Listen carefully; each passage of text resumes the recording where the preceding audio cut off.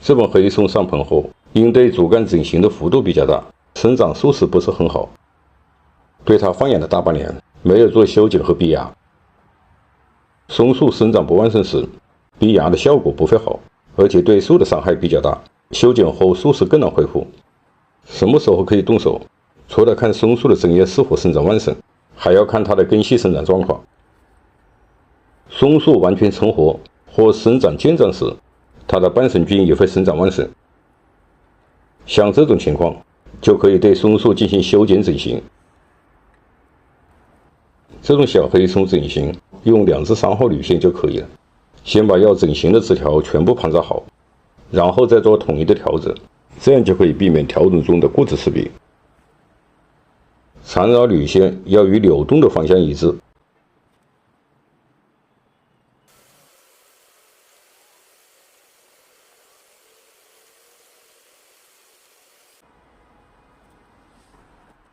铝线扭紧才有定型的能力，反方向扭动不仅定不了型，而且很容易伤害皮层。对盆景整形，结顶确定造型的竖式方向。先要把结顶的基本方向确定好，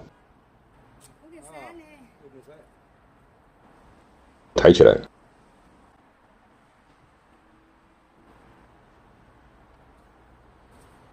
对这些粗枝进行调整。这是竖式方向，所有枝条调整要依据竖式和主干变化节奏进行，没有依据的调整会失去目标。像这些枝条，调整是向左还是向右，就无从下手。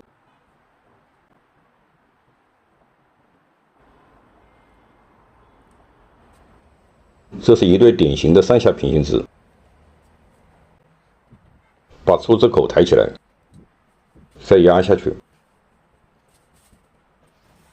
改变它的粗枝角度，既可以改变2个枝条的平衡状态。松树不同于杂木，松树的枝条生长，除非是早期对主干培育中空短枝节，否则在枝条取舍中很难形成错层主枝。一般情况下，对同节点粗枝可以通过攀扎、吊拉或者是锯口拉弯等手段来改变枝干的粗枝角度和方向，形成不同高度的错位粗枝。像攀扎中的扭动变形，就是把主侧枝调整到所需要的角度和方向上来。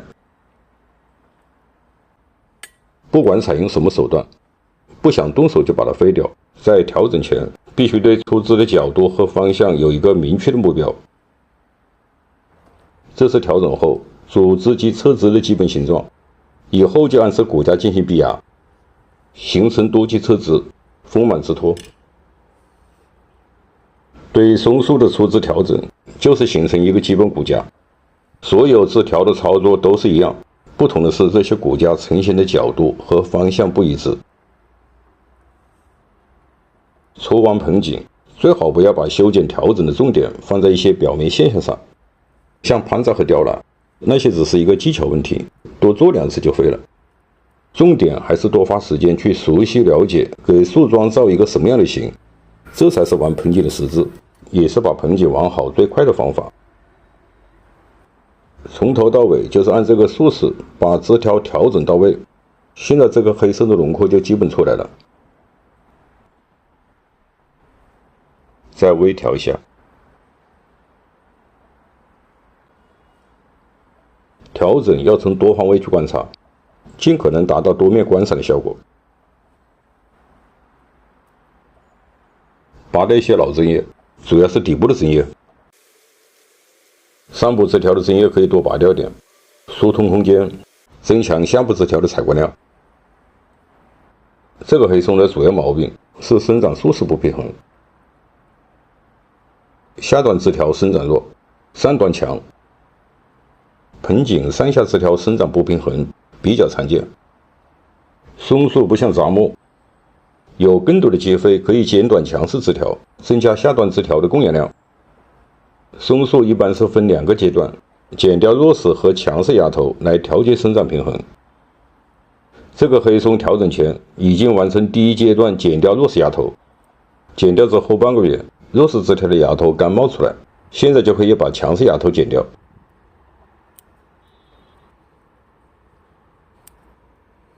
减芽头的方法与闭芽的操作是一样的。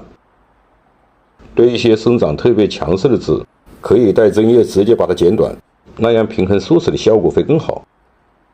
松树生长平衡调整中，减弱战点强的前提是弱势芽头已经生长出来，这是松树出芽后优先生长的特性，也包括其他树。松树新芽生长出来，尤其是上端枝条处于强势生长状态，这种供氧量会持续增加。这个时候把强势芽剪掉，需氧量骤降，松树要重新调整平衡，大量的养分就会集中供给给弱势枝条，加快它的生长。这就是松树生长平衡的调整过程。我是三九农茶，感谢您的收看，下期见。